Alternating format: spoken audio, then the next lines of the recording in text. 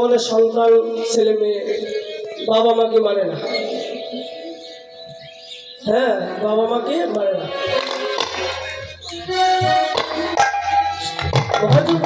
দেখো, একটা বাবা মা যদি কোনো সন্তানকে আশীর্বাদ করে যায়, হ্যাঁ,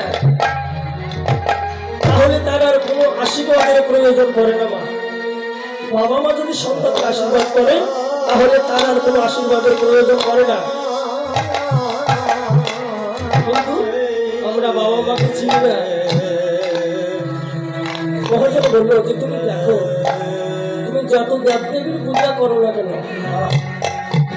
তুমি যত দেবতার পূজা করো না কেন, হ্যাঁ, তোমার ঘরের দেবতাকে ফাঁকা রেখে তোমার দ্বারা বাহিরের দেবতার পূজা করা, এটা লোক দেখানি পূজা, এটা দিয়ে এটার কোনো মূল্য হবে না। হরিবল হরিবল।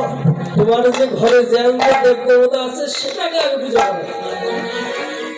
তোমার ঘরে যে দেব দেবতা আছে তুমি সেটা আগে পূজা করো, বাইরের দেব দেবতার পূজার কোনো প্রয়োজন নাই। কিন্তু সন্তানেরা এটা বুঝতে পারবে না।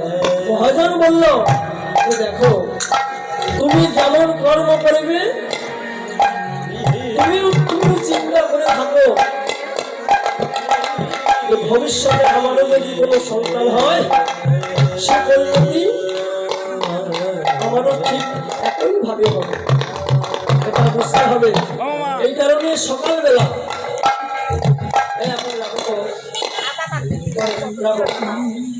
এই কারণে